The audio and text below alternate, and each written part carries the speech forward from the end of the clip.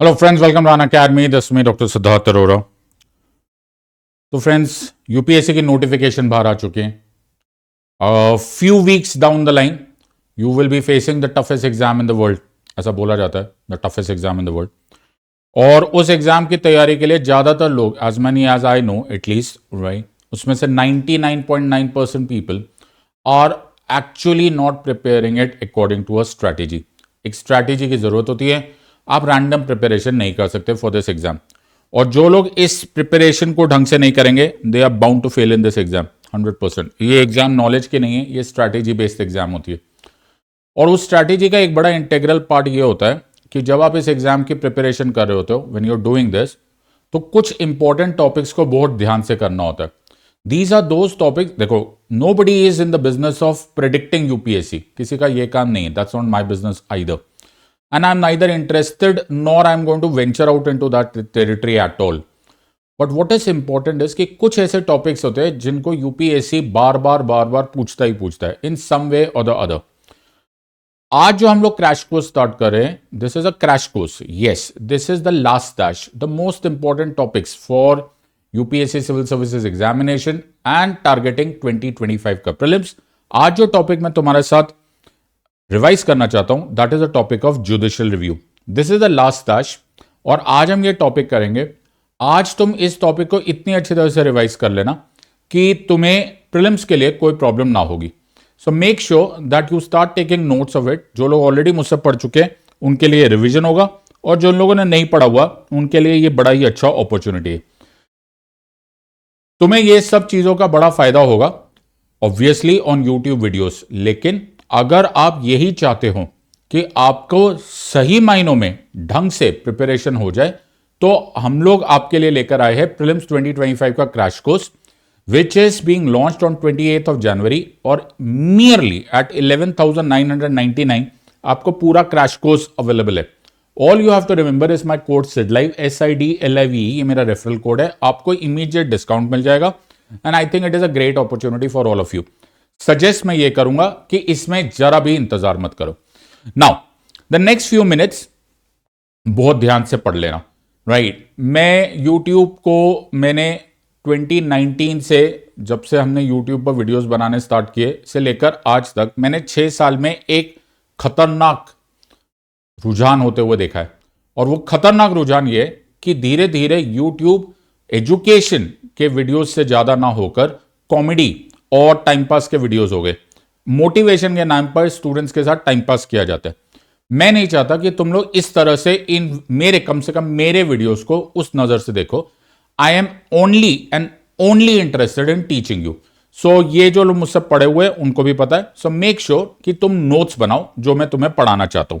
So let's start without much ado, right, and start. जो लोग मुझसे टेलीग्राम चैनल पर कनेक्ट करना चाहते हैं, इस वीडियो को पॉज करके इसको ज्वाइन कर ले। याद रखना, whatever I'm teaching here is a high probability question for UPSC CSE 2025. So please make good notes of it. Start करते। So topic है judicial review. Now हिंदी में इसे न्यायिक समीक्षा बोला जाता है। So what is judicial review? तुम्हारे बोर्ड पर भी है। Judicial review को बहुत सिंपल वर्ड्स में अगर हम चेक करें तो कोर्ट्स को, जुडिशरी को, न्यायपालिका को ताकत दे दी गई है कि अगर एग्जीक्यूटिव यानी कि कार्यपालिका या लेजिस्लेटिव विधायिका या फिर कोई और lower court, district court, subordinate courts कोई गलती कर दे, कुछ ऐसा कर दे जो कि इल्लीगल है, जो कॉन्स्टिट्यूशन के खिलाफ है, तो उसको ठहरा नहीं रखा जा सकता। उसको अनकॉन्स्टिट्यूशनल कौन डिक्लेयर करेगा? कोर्ट डिक्लेयर करेगा। किस पावर से डिक्लेयर करेगा? उस पावर को बोलते हैं जुडिशियल रिव्यू। सो न्यायिक समीक्षा जो होती है वो पावर ऑफ द कोर्ट है कि वो किसी भी लॉ को, कोई भी रेगुलेशन, कोई भी एक्शन जो उनको लगता है कि जी ये कॉन्स्टिट्यूशन के अनुसार नहीं है, ये जो हमारे संविधान ने बोला हुआ है उसकी सेम सीक्वेंस में नहीं है, तो उसको वो डिक्लेयर कर सकते हैं as invalid, null and void declare कर सकते हैं, खारिज कर सकते हैं उसको, अनकॉन्स्टिट्यूशन, अल्ट्रा वायरस, आप बहुत सारे शब्दों को प्रयोग कर सकते हो, लेकिन आमतौर पे उसका मतलब यही है कि आप उसको नल एंड वॉइड डिक्लेयर करोगे। So have a look at this word, यहां पे लिखा है judicial review is the power of the courts to invalidate laws, regulations and other government actions that they find to be unconstitutional. ऐसा काम करो, अगर तुम्हारे पास थोड़ा सा टाइम है, राइट, जब भी फुर्सत होगी तो पूरा कॉन्स्टिट्यूशन को स्कैन कर लेना। जब पूरे कॉन्स्टिट्यूशन को स्कैन करोगे ना तो तुम्हें कहीं पर भी जुडिशियल रिव्यू शब्द नहीं दिखाई देगा। ये क्या बात हुई? यस, वो शब्द कहीं नहीं है, बट ये जो शब्द है ये इमर्ज कर रहा है from a very important doctrine. Doctrine का मतलब होता है सिद्धांत। बड़े ध्यान से सुनना, सिद्धांत एक आइडिया है, एक विचार है जिसके बेसिस पे हमारा कॉन्स्टिट्यूशन, हमारा पॉलिटी, हमारी राज्य व्यवस्था चल रही है। इसको बोला जाता है doctrine of separation of powers. इसको बोला जाता है doctrine of separation of powers. Doctrine of separation of powers बोलता है कि जो स्टेट होता है उसके तीन पार्ट्स होते हैं, executive, legislative and judiciary. Executive यानी कि कार्यपालिका का काम सिर्फ लॉ को इंप्लीमेंट करना होता है, यूटिलाइज कराना होता है।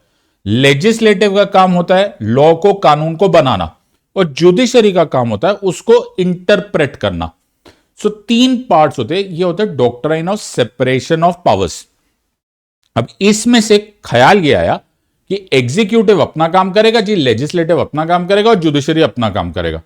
लेकिन हमारे जुडिशरी को एक अनोखी पावर मिली हुई है कि वो सिर्फ अपना रोल ना करते हुए वो ये भी चेक कर सकता है कि बाकी ऑर्गन्स ऑफ द स्टेट अपना काम कर रहे हैं या नहीं। आई होप मैं समझा पा रहा हूं। तो हमारे पास एग्जीक्यूटिव है, लेजिस्लेटिव है, जुडिशरी है, लेकिन जुडिशरी को एक एक्स्ट्रा पावर मिली हुई है कि वो पहले दोनों को भी और इनफैक्ट अपने से नीचे वाले कोर्ट्स को भी चेक कर सकता है कि क्या तुमने जो काम किया हुआ है, जो तुमने लॉ बनाया, जो तुमने एग्जीक्यूटिव ऑर्डर पास किया, या तुम जो भी काम कर रहे हो, rules, regulation, notification, ordinances, bylaws, customs और usages having the force of law in the territory of India, ये सब कुछ न्यायिक समीक्षा में। तो ऐसे इमेजिन करो कि एक टीचर है, वो चेक करे जा रहा है कि बाकी सारे अपने जो तुम आंसर्स लिख रहे हो या जो तुम एक्शंस कर रहे हो वो ठीक से हो रहा है या नहीं हो रहा है। इसको डॉक्ट्राइन बोला गया। बड़े ध्यान से लिखो, अपने नोट्स में रेड कलर में लिखो, ये एक डॉक्ट्राइन है। डॉक्ट्राइन मतलब एक विचार है, एक सिद्धांत है। मैंने अभी थोड़ी देर पहले क्या बोला कि तुम कॉन्स्टिट्यूशन खोल के देख लो, कॉन्स्टिट्यूशन में कहीं ये शब्द नहीं लिखा हुआ judicial review.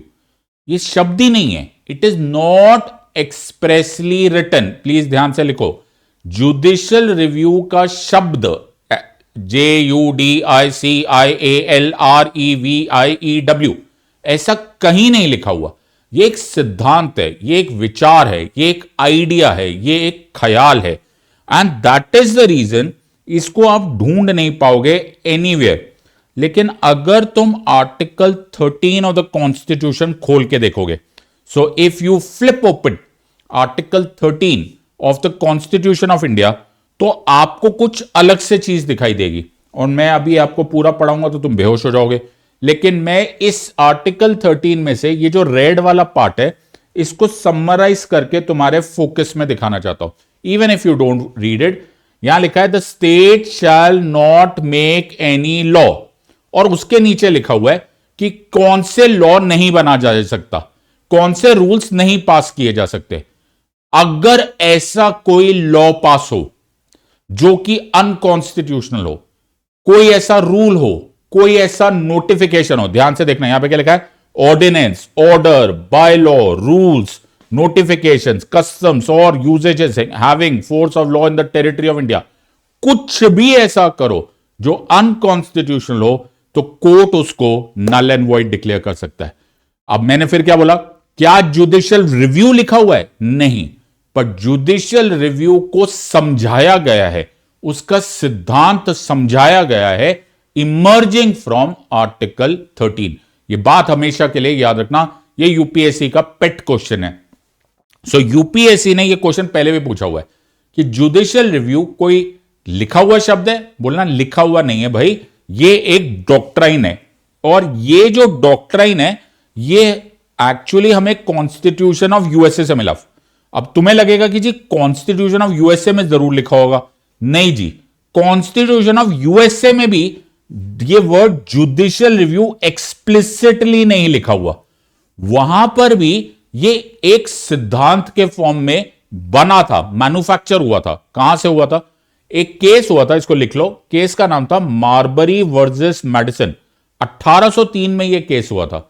Marbury versus Madison case में तब के सुप्रीम कोर्ट ऑफ यूएसए के चीफ जस्टिस, मुख्य न्यायाधीश ने एक लाइन बोली। उन्होंने बोला कि जी ये हमारी रिस्पॉन्सिबिलिटी है, जुडिशरी की हमारी रिस्पॉन्सिबिलिटी है कि हम ये चेक करें कि बाकी जो ऑर्गन्स ऑफ द स्टेट है, यानी कि एग्जीक्यूटिव और लेजिस्लेटिव, वो अपना काम कर रहे हैं या नहीं।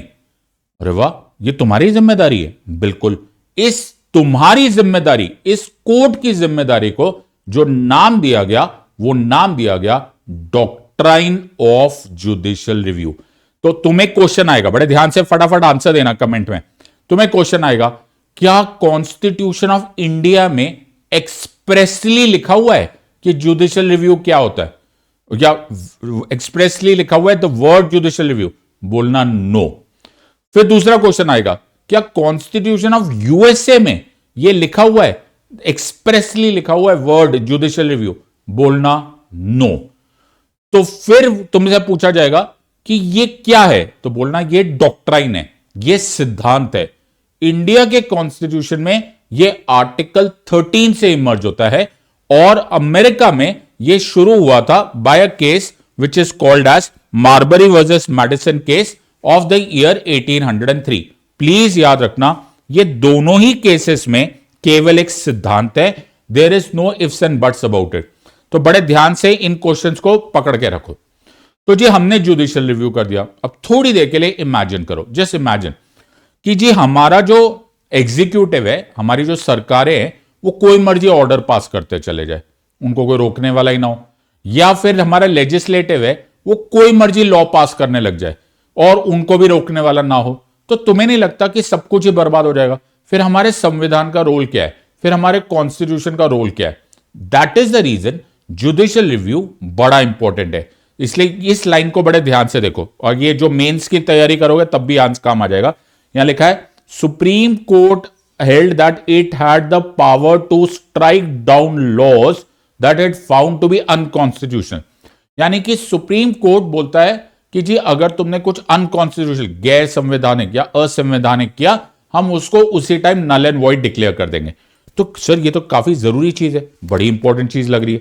बिल्कुल सही बात है, और ये इतनी इंपॉर्टेंट चीज है कि हमने जुडिशियल रिव्यू को अपना basic structure of the constitution of India मान लिया है। तो तुम्हें मालूम होगा कि Kesavananda Bharati versus state of Kerala 1973 में एक डॉक्ट्राइन ऑफ बेसिक स्ट्रक्चर दिया गया था। तुम्हें मालूम होगा ये भी डॉक्ट्राइन ही था।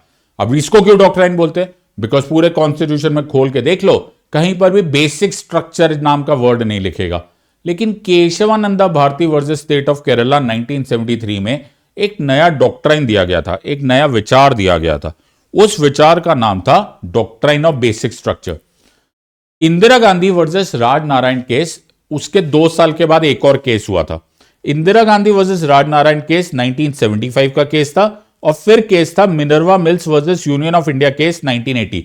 इसको लिख लो, ये 3 को लिख लो। अब क्या पूछेगा यूपीएससी ये भगवान जाने, लेकिन याद रखना इन तीनों ही केसेस में जुडिशियल रिव्यू को ठहराया गया था as the part of basic structure. तो इसका मतलब क्या हुआ कि अगर कल पार्लियामेंट कोई लॉ पास करता है, या सरकार कुछ ऐसा ऑर्डर देती है या नोटिफिकेशन निकालती है और बोलती है जी आज के बाद ना कोई भी जुडिशियल रिव्यू नहीं होगा, एब्सोल्युटली इसको हम हटा सकते हैं, तो डू यू रियलाइज कि ये नहीं किया जा सकता? ये इसीलिए नहीं किया जा सकता because doctrine of basic structure के अनुसार आप ऐसा कुछ भी नहीं ऑर्डर कर सकते, ऐसा आप कोई रूल नहीं पास कर सकते, ऐसा कोई नोटिफिकेशन, अमेंडमेंट, ऑर्डिनेंस नहीं कर सकते जो मेरे बेसिक स्ट्रक्चर को वायोलेट करे। तो तुम्हें फिर क्वेश्चन आएगा कि is judicial review part of the basic structure? तो बोलना हाँ हाँ बिल्कुल है। वो फिर पूछेंगे कि कहां पर है, तो इनमें से कोई 3 में से एक आएगा, राइट? उस दिन ध्यान से देख लेना। अब डिपेंड करता है कि कभी कभी एग्जाम सिंपल आती है तो वो सिर्फ जुडिशियल रिव्यू केशवानंदा भारती से पूछ लेंगे, कभी ज्यादा डिफिकल्ट आएगा तो बोल देना कि soon after Kesavananda Bharati Indira Gandhi versus Rajnarain case में बोला, और Minerva Mills versus union of India case में तो ये क्लियरली बोल दिया गया था कि everything in India is under judicial review. तो ये हो गए 3-4 क्वेश्चन तुम्हारे क्लियर होते गए। अब तुम्हारे ध्यान में एक बड़ा जबरदस्त क्वेश्चन, तो मैं टॉपर क्वेश्चन बताऊं, राइट नाउ ध्यान से सुनो। So what is a topper material question? Let me give you a topper material question, think about it. अगर तुम ये समझ गए तो तुम लोग बिल्कुल चैंपियन हो जाओगे। नाउ सोच के देखो कि मैं एग्जाम देने जाऊं और मैं ही अपनी एग्जाम का पेपर खुद चेक कर लूं। वाह, ये अच्छा हो जाएगा, it is interesting. So I appear for the exam, I take this exam and I am the one who is going to mark myself. तो मेरे आएंगे 100 में से 110। अरे लेकिन ये इलीगल है ना, ये वायोलेशन है, ये फेयर नहीं है, ये जायज नहीं है। लॉ की दुनिया में जब कोई फेयर चीज या फिर जायज वर्ड को जब लॉ में समझाया जाता है तो उसको बोला जाता है principles of natural justice. Now let me explain this to you. Word क्या लिखोगे? Principles of natural justice. Now let me explain this to you again. तो एक बार फिर से यहीं आते, तो हमने क्या बोला था? हमने बोला था ना ये टॉपर मटेरियल है, जो लोग टॉप नहीं करना चाहते वो 2 मिनट के लिए रिलैक्स कर लो, बिकॉज ये तुम्हारे समझ में आने के लिए तुम्हें मेहनत करनी पड़ेगी। तो ये स्टेट है, ये राज्य के 3 पार्ट्स होते हैं, एग्जीक्यूटिव, लेजिस्लेटिव एंड जुडिशरी। अब तुम लोग क्या बोल रहे हो? मैंने नहीं बोला, तुम लोग अब बोलने लग गए हो। तुम बोल रहे हो कि सर जुडिशरी मुझे चेक करेगा कि मैंने ये काम ठीक किया है या नहीं। अब तुम्हारे अनुसार तो जुडिशरी खुद ही स्टेट है, तो जब मैं खुद ही स्टेट हूं और मेरे पास ही मेरा ही टेस्ट पेपर आने वाला है, तो तुम्हें नहीं लगता कि ये बड़ी अजीब सी बात है? तो 100 में से तो 110 नंबर आ जाएंगे, फिर मेरे को रॉन्ग कैसे करेंगे? मैं समझा पा रहा हूं। अगर तुम बोल रहे हो कि एग्जीक्यूटिव, लेजिस्लेटिव एंड जुडिशरी तीनों ही स्टेट ही का पार्ट है और तुम उसका टेस्ट पेपर कि उसने अपना काम ठीक से किया है या नहीं वो उठाकर जुडिशरी के हवाले कर रहे हो, तो जुडिशरी को तो फिर तुम लोग इसको जायज नहीं बोलना चाहिए कि फेयर नहीं बोलना चाहिए। Now here becomes a very interesting question, और ये टॉपर मटेरियल क्वेश्चन है, क्योंकि ये सवाल उठ सकता है क्या जुडिशरी हमेशा पार्ट ऑफ द स्टेट है या नहीं। ये बड़ा इंटरेस्टिंग क्वेश्चन है। In fact this matter was argued in various cases of the supreme court, and कभी कभी यूपीएससी इस तरह का हाई लेवल क्वेश्चन पूछ लेता है। और जब इस तरह के क्वेश्चन आते हैं ना, कॉन्सेप्चुअल क्वेश्चन, तो फिर जब उसकी डिस्कशन हो रही होती है, शाम को जब आंसर की आ रहे होते हैं, तो सारे बड़े बड़े सो कॉल्ड धुरंधर एजुकेटर्स बोलते हैं बहुत डिफिकल्ट एग्जाम है। अरे बाबा, पढ़ाना चाहिए था ना अगर बहुत डिफिकल्ट था तो। So is judiciary a part of the state? Now here becomes a very interesting question. तो जुडिशरी क्या बोलती है, सुप्रीम कोर्ट क्या बोलता है? सुप्रीम कोर्ट बोलता है हमेशा हम स्टेट के पार्ट नहीं होते, कभी कभी होते हैं, कभी कभी नहीं होते। What does that mean? Late me explain. तो जुडिशरी, सुप्रीम कोर्ट अपनी जजमेंट में बोलता है कि जब हम फैसला करने की पोजीशन में होते, जब हम जुडिशियल फंक्शन कर रहे होते हैं, तब हम स्टेट के पार्ट नहीं कहलाते। बट हमारे ऐसे भी कुछ फंक्शंस होते हैं जिसमें हमें फैसला करने की जरूरत नहीं होती। Late me explain. तुम्हें मालूम है कि प्रेसिडेंट ऑफ इंडिया को ओथ दिलाते हैं चीफ जस्टिस ऑफ इंडिया, उनको शपथ दिलाते हैं चीफ जस्टिस ऑफ इंडिया, है वो जुडिशरी, लेकिन उस समय वो फैसला नहीं कर रहे, वो उस समय एक एडमिनिस्ट्रेटिव ड्यूटी कर रहे हैं। उस समय जब वो एक एडमिनिस्ट्रेटिव ड्यूटी कर रहे हैं तब हम जुडिशरी को स्टेट का पार्ट मान सकते हैं। लेकिन जब जुडिशरी एडमिनिस्ट्रेटिव फंक्शन ना करके अपने आप को फैसला करने की पोजीशन में, यानी कि जुडिशियल फंक्शन में बैठा देता है, उस टाइम पर वो स्टेट का पार्ट नहीं होता। This is a very interesting thought, और ये पार्ट सिर्फ मैं नहीं बता रहा हूं, ये सुप्रीम कोर्ट ने खुद बोला था in this very famous case called as Naresh Mirajkar versus state of Maharashtra case. और उसमें लिखा था that when a court is acting in its judicial capacity it can not be referred to as a state. बड़ा interesting question है। अगर इस तरह के क्वेश्चन आ जाएंगे, you will be amongst the few people who will be able to address such question. एक छोटा सा टाइम पीरियड मिल रहा है मुझे ऑन दीस वीडियोस, और मैं उन वीडियोस में चाहता हूं कि तुम्हें ज्यादा से ज्यादा फायदा हो जाए। तो अभी तक हमने जो रिवाइज किया है उसको तुम्हें यहां तक कवर करना बड़ा जरूरी है। So let me just recap till now, फिर मैं आगे चलता हूं।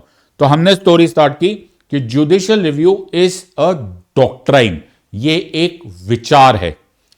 जुडिशियल रिव्यू का doctrine says that the court has the power to declare anything, कुछ भी, बाय द लेजिस्लेटिव और executive, which could be an order, which could be an ordinance, which could be a rule, regulation, notification, custom or usages having the force of law in the territory of India.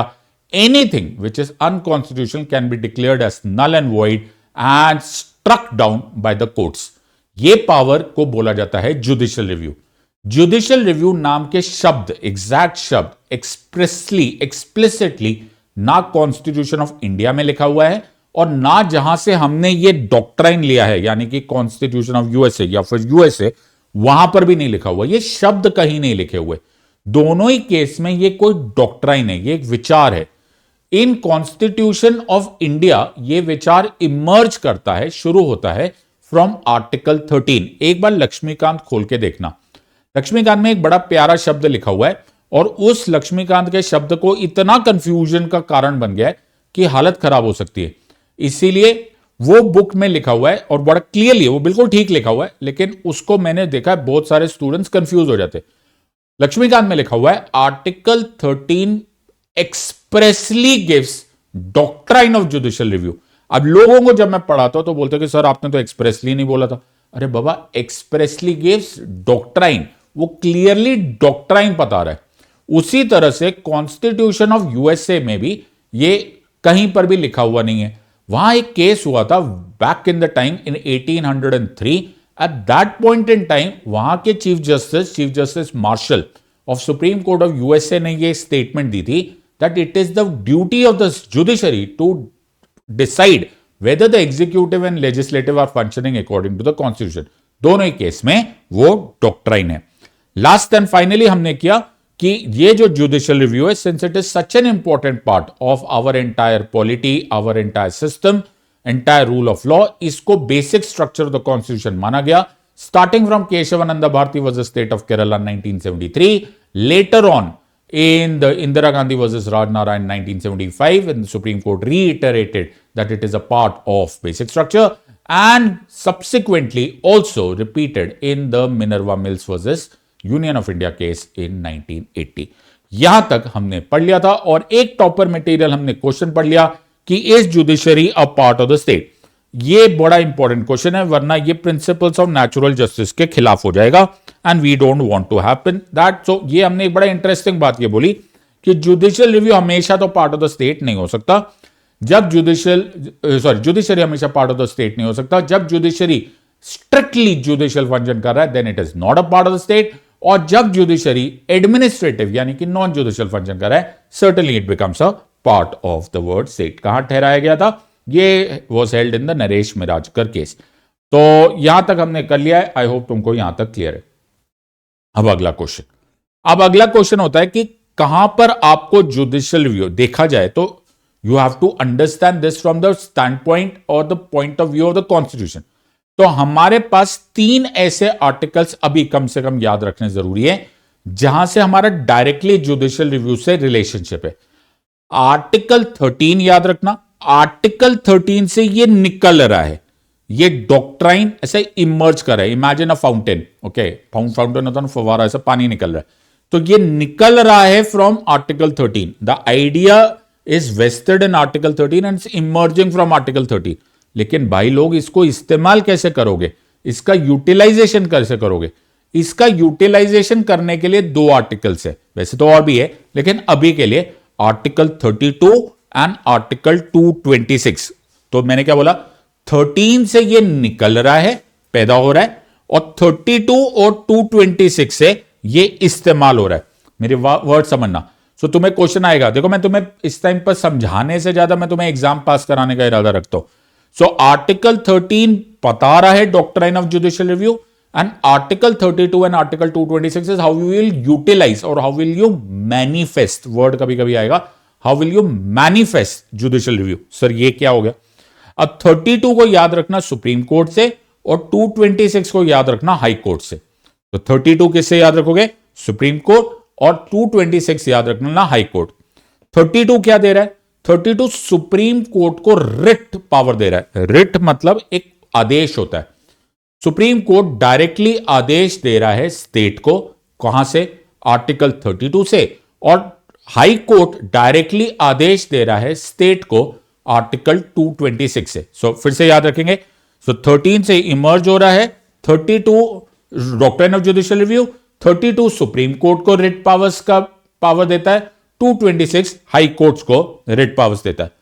तो अगर supreme court को ऐसा लगे कि कोई fundamental right violet हो रहा है, कुछ अनकॉन्स्टिट्यूशनल हो रहा है, तो सुप्रीम कोर्ट क्या पावर यूज करेगा?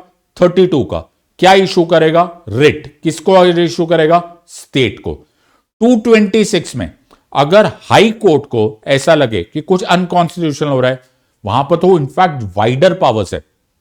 वो ये बात बोल सकते हैं कि फंडामेंटल राइट ही नहीं, अगर कोई और भी राइट वायोलेट हो रहा है, हमको रिट की जरूरत है, तो हाई कोर्ट भी किसको इशू कर सकता है? स्टेट को। क्या इशू कर सकता है? Writ. So look at the board and pay close attention. So article 13 says any law that is inconsistent with or in derogation of fundamental rights shall be null and void. Similarly, 32 says Supreme Court to issue writs for enforcement of fundamental rights. 226 says High Court to issue writs for the enforcement of fundamental rights as well as for any other purpose. ये भी बड़ा interesting question है, मैं तुम्हें topper material question बता देता हूं। अगर क्वेश्चन आएगा कि क्या हाई कोर्ट के पास रिट पावर्स है, बोलना हां। फिर बोलेंगे क्या सुप्रीम कोर्ट के पास रिट पावर्स है, बोलना हां। फिर तुम्हें एक बड़ा इंटरेस्टिंग क्वेश्चन आएगा कि किसके पास वाइडर रिट पावर्स है। वाइडर, हायर नहीं बोला मैंने, वाइडर बोला, तो बोलना हाई कोर्ट के पास है। बिकॉज हाई कोर्ट केवल फंडामेंटल राइट्स नहीं, also can utilise it for, क्या लिखा है? फॉर एनी अदर पर्पस, यानी कि अदर लीगल राइट्स के लिए भी high court writ powers use कर सकता है। तो तुम्हारा हो गया 13, 32, 20, 226। ये बड़ा फेवरेट क्वेश्चन है तुम्हारा, ये क्वेश्चन भी सॉल्व हो गया। अब दूसरी बात, अब आ गया सर खतरनाक टॉपिक। तो दिस इज द खतरनाक टॉपिक। तो यहां तक तो हो गया। अब यहां तक एग्जाम पहुंच गए हो तो आई एम श्योर कि अब तुम्हारा इरादा होगा कि सर अब अच्छा रैंक भी आ जाए, राइट? अब जितना पढ़ना था पढ़ लिया, इतनी मेहनत करी ली, तो might as well understand this. अब ये होता है स्कोप ऑफ जुडिशियल रिव्यू। मेरी बात समझो, मैं किस हद तक चेक कर सकता हूं, इसको बोलते हैं स्कोप। मैं कहां तक चेक कर सकता हूं, इसको बोलते हैं scope. Now let me explain this to you. तो स्कोप ऑफ जुडिशियल रिव्यू दो में से एक हो सकता है। एक स्कोप मतलब तुम ऐसे बोल सकते हो हद। ओके, अभी के लिए अगर तुम्हें मुश्किल हो रही है इंग्लिश में बोलना, तो यू माइट एज वेल से हद। किस हद तक चेकिंग हो सकती है? जो हद हो सकती है वो हो सकती है प्रोसीजर एस्टैब्लिश बाय लॉ या फिर ड्यू प्रोसेस ऑफ लॉ। मैंने क्या बोला? या तो प्रोसीजर एस्टैब्लिश बाय लॉ हद तय करेगा या ड्यू प्रोसेस ऑफ लॉ हद तय करेगा। Let me explain this to you. So USA में जाओगे तो यूएसए में जुडिशियल रिव्यू में यूज किया जाता है वर्ड कि कोर्ट्स वहां पर चेक कर सकते हैं due process of law. In other words, वहां पर जो सिद्धांत यूज होता है वो है ड्यू प्रोसेस ऑफ लॉ, और इंडियन कॉन्स्टिट्यूशन फॉलो करता है प्रोसीजर एस्टैब्लिश बाय लॉ। मैं समझा पा रहा हूं? So procedure establish by law India follow करता है, यूएसए फॉलो करता है ड्यू प्रोसेस ऑफ लॉ। पहले ये लिख लो, ये बड़ा जरूरी है। अब इस बात को समझने की फिर से कोशिश करो। Let's take an example, right now. कोई भी लॉ मेरे तक छूने तक, मुझ पर अप्लाई होने तक दो स्टेप में जाता है। Let me explain this to. पहले लॉ बनाया जाता है। So imagine this is the law. ये लॉ बन गया, राइट? सो ये लॉ बन गया, राइट? फिर लॉ बनने के बाद वो अप्लाई होता है। अप्लाई कौन करता है? अप्लाई हमेशा एग्जीक्यूटिव करता है। पुलिस करेगी, सीबीआई करेगी, मंत्री लोग करेंगे, एग्जीक्यूटिव ब्यूरोक्रेट्स तुम लोग करोगे, so on and so forth. अब दो स्टेप में हुआ, तो मुझ पर लॉ का इस्तेमाल होने से पहले दो स्टेप्स होंगे। पहले लॉ बनेगा, फिर सेकेंड स्टेप में वो लॉ मुझ पर अप्लाई होगा। अगर मैं सिर्फ अप्लाई करने वाले के ऊपर नजर रखूं कि भाई तूने उस लॉ को अप्लाई ठीक से किया है या नहीं, तूने तो कुछ आर्बिट्ररी एग्जीक्यूटिव एक्शन नहीं कर दिया है, तो वो कहलाता है कि मैं चेक कर रहा हूं प्रोसीजर एस्टैब्लिश्ड बाय लॉ। लेकिन अगर मैं दोनों चीजें चेक करने की ताकत रखता हूं कि लॉ बनाने वाला भी ठीक है, वो लॉ भी ठीक बना हुआ है, वो लॉ भी फेयर है, वो लॉ भी रीजनेबल है, वो लॉ में भी principles of natural justice follow हुए या नहीं हुए, और मैं फिर यह भी चेक करता हूं कि कार्यपालिका यानी कि एग्जीक्यूटिव उसको यूटिलाइज ठीक से कर नहीं रहा, तो वो एक वाइडर स्कोप होता है जिसको बोला जाता है ड्यू प्रोसेस ऑफ लॉ। तो हमारे यहां पर वाइड नहीं है, हमारे यहां पर नैरो है, एटलीस्ट लिखा हुआ नैरो है। It was far later in Maneka Gandhi versus union of India case 1978 कि सुप्रीम कोर्ट ने हमारे स्कोप को बढ़ाया था। प्लीज याद रखना, कॉन्स्टिट्यूशन में आज भी लिखा हुआ है प्रोसीजर एस्टैब्लिश बाय लॉ, लेकिन सुप्रीम कोर्ट ने अपनी इस जजमेंट के बाद, मनेका गांधी केस के बाद, हमारा ही स्कोप बड़ा कर दिया। बोला नहीं, लिखा प्रोसीजर एस्टैब्लिश बाय लॉ है, लेकिन आज के बाद हम भी सबको चेक करेंगे। यानी कि आज के बाद इनफैक्ट हमारे यहां पर जो जुडिशियल रिव्यू है वो सब कुछ यूज होता है। हम लेजिस्लेटिव एक्शन भी चेक कर सकते हैं, हम एडमिनिस्ट्रेटिव एक्शन भी चेक कर सकते हैं, और हम जुडिशियल रिव्यू के थ्रू बाकी कोर्ट्स के डिसीजंस, जो छोटे कोर्ट्स है, जो लोअर कोर्ट्स है, जो सबऑर्डिनेट कोर्ट्स है, उनके डिसीजन भी चेक कर सकते हैं। ये पहले नहीं था, पहले हम नैरो सोचते थे। नैरो सोचने का मतलब हम केवल एडमिनिस्ट्रेटिव एक्शन सोचते थे, procedure establish by law. Maneka Gandhi versus union of India case के बाद हमने, सुप्रीम कोर्ट ने बोला नो, अब के बाद हम भी सबको चेक किया करेंगे। So this was a very important decision. वो इसीलिए जरूरी है क्योंकि जुडिशियल रिव्यू का पर्पस बड़ा जरूरी है। जुडिशियल रिव्यू अगर ना हो तो you will not be upholding the supremacy of the constitution. अरे बाबा, जब तक कॉन्स्टिट्यूशन को तुम फॉलो ही नहीं करोगे तो तुम उसका क्या फायदा हुआ? तुमने कुछ उल्टा, कॉन्स्टिट्यूशन में कुछ और लिखा हुआ है, तुम कुछ उल्टा सीधा लॉ बना रहे हो, तो it won't function. It will also prevent the misuse of the power by legislature and executive. तुम्हारे राइट्स भी इंश्योर हो जाएंगे। It will be safeguarded through fundamental rights और through what are called as legal rights. It will also protect the independence of the judiciary, और सबसे important, जो सबसे dangerous है, it will prevent the tyranny of the executive. वरना executive जो चाहेगा वो करने लग जाएगा, which is certainly not acceptable. So ये कॉन्सेप्ट के अनुसार हमारे पास judicial review is very very crucial. तो ये जो अभी अभी मैंने तुम्हें बताया, ये क्वेश्चन आया हुआ है। Okay, imagine, try and solve this question. तो ये 2023 का यूपीएससी प्रीलिम्स का क्वेश्चन है। आराम से देखते हैं। In essence, what does due process of law mean? A, the principle of natural justice. B, the procedure established by law. C, fair application of law. D, equality before law. जिस साल ये question आया था, पहले इसका answer दे दो, A, B, C और D as you want. You have 30 seconds to answer. फटाफट कमेंट सेक्शन में आंसर दो। ये 2023 का प्रीलिम्स का क्वेश्चन है डायरेक्टली। तो अब तुम्हें समझ में आ गया कि मैंने यही टॉपिक क्यों चूज किया। It is a very important topic और ये तुमको अच्छे से आना जरूरी है।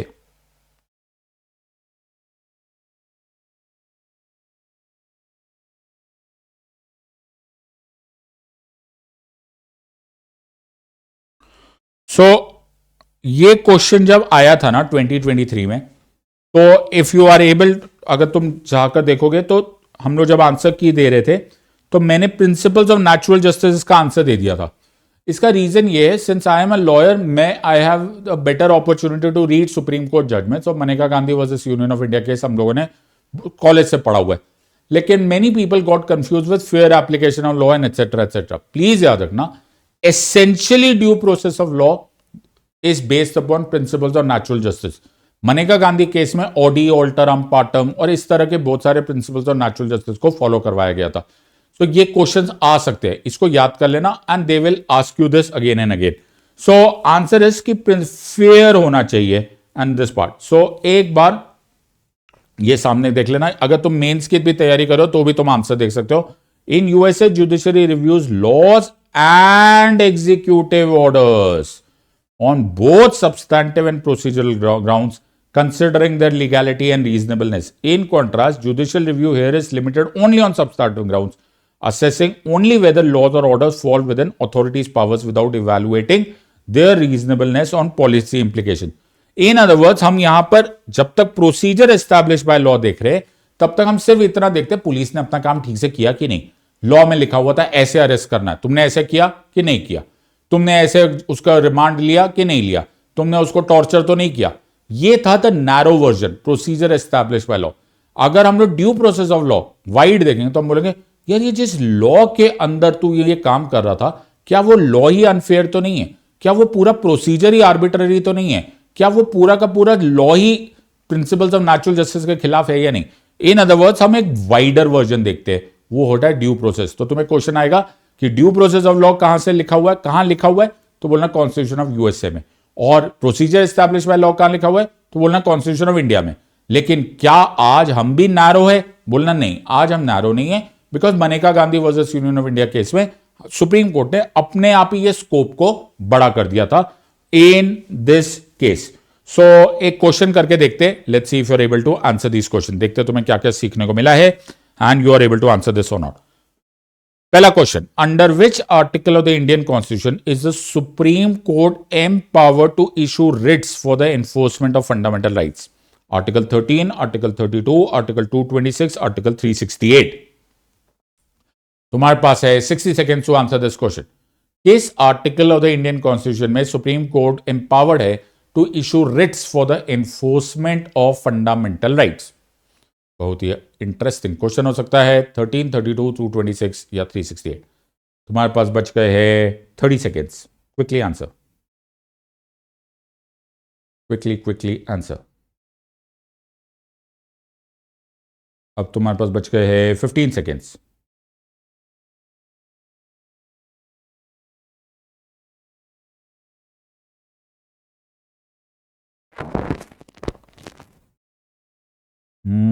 And the time is up. Answer क्या लिखा? Answer of course is B, article 32। Let me quickly recap for you. 32 में रिट पावर्स मिलती है सुप्रीम कोर्ट को, 226 में मिलती है रिट पावर्स हाई कोर्ट को। सो यहां पर आर्टिकल 32 से रिलेटेड क्वेश्चन आया हुआ था। लुक एट द क्वेश्चन, यहां आता है supreme court was to give writs और एनफोर्समेंट ऑफ फंडामेंटल राइट्स। इसी से रिलेटेड क्वेश्चन कभी यह भी आ सकता है कि अगर हाई कोर्ट के पास रिट पावर्स है जो 226 में आता है तो वो वाइडर है, तो बोलना हां वाइडर है। क्यों वाइडर है? क्योंकि वो फंडामेंटल राइट्स के साथ साथ legal rights, any other purpose के लिए भी इस्तेमाल हो सकता है। चलो यार एक और क्वेश्चन करते हैं, मजा आएगा। विच article of the Indian constitution provides for the doctrine of judicial review? 13, 32, 226, 368। सोच समझ के आंसर देना। तुम्हारे पास है ठीक 60 seconds. Hurry up. Which article of the Indian constitution provides for the doctrine of judicial review? Doctrine लिखा है बाबा। Alright,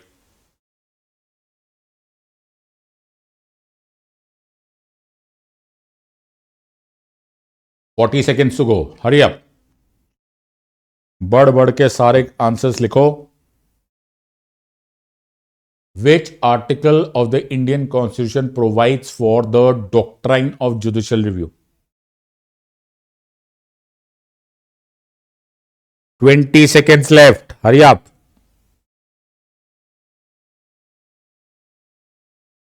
All right. देखो मैंने तुम्हें क्या बोला था, वो जो फाउंटेन है वो शुरू होता है 13 से। सो आर्टिकल 13 से ये डॉक्ट्राइन, ये सिद्धांत, ये विचार, देखो वर्ड मैंने क्लियर लिखा था डॉक्ट्राइन, ये स्टार्ट हो रहा है फ्रॉम आर्टिकल 13। 32 और 226 तो उसको इस्तेमाल करने का, वैसे और भी है आर्टिकल्स, लेकिन at least in so far as in चार में से निकल रहा है, तो ये तो 13 से इमर्ज कर रहा है, 32 और 226 इससे यूटिलाइज कर रहा है। चलो यार एक और क्वेश्चन करेंगे, देखते तुम इस क्वेश्चन का आंसर दे पाते हो या नहीं।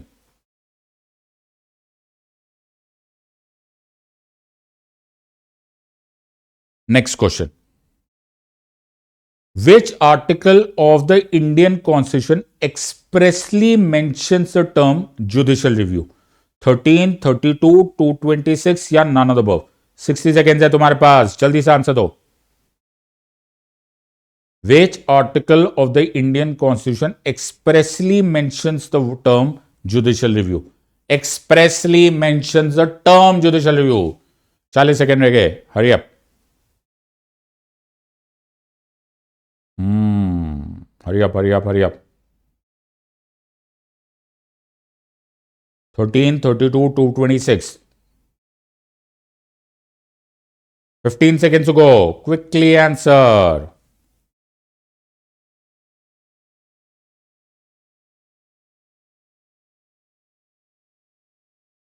And the time is up. और ये थी सर गूगली.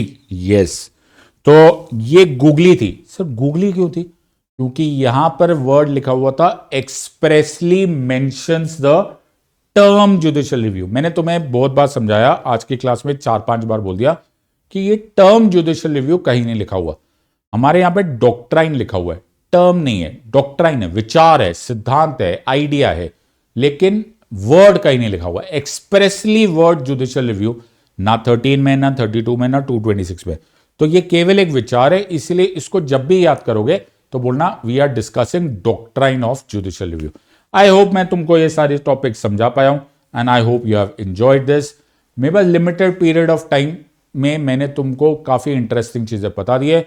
आज तुम्हें जुडिशियल रिव्यू पता चल गया, डॉक्ट्राइन पता चल गया, सुप्रीम कोर्ट और हाई कोर्ट की पावर समझ में आ गई, प्रोसीजर एस्टैब्लिश बाय लॉ और ड्यू प्रोसेस ऑफ लॉ के बीच में डिफरेंस समझ में आ गया, और तुम्हें एक कुछ बड़े इंपॉर्टेंट टॉपर मटेरियल वर्ड समझ में आ गए, जैसे कि judiciary part of the state है या नहीं है, procedure establish by law, due process of law में क्यों फर्क है और क्या फर्क है. और मैंने तुम्हें कुछ क्वेश्चंस भी बता दिए जो कि एक्चुअली शायद एग्जाम में आ जाए. तो मेक श्योर कि तुम इन सबको रिवाइज करो, और अगर तुम और भी ज्यादा ध्यान से पढ़ना चाहते हो एंड और ऐसे टॉपिक्स को तुम डीप डाइव करना चाहते हो, you really want to understand, so don't miss this opportunity. Great opportunity, केवल 11,999 में अवेलेबल है. Use my code SETLive and give yourself a reasonable opportunity to crack this exam. In the words of an academy, let's crack it. Until next time, God bless, thank you, and Jai Hind.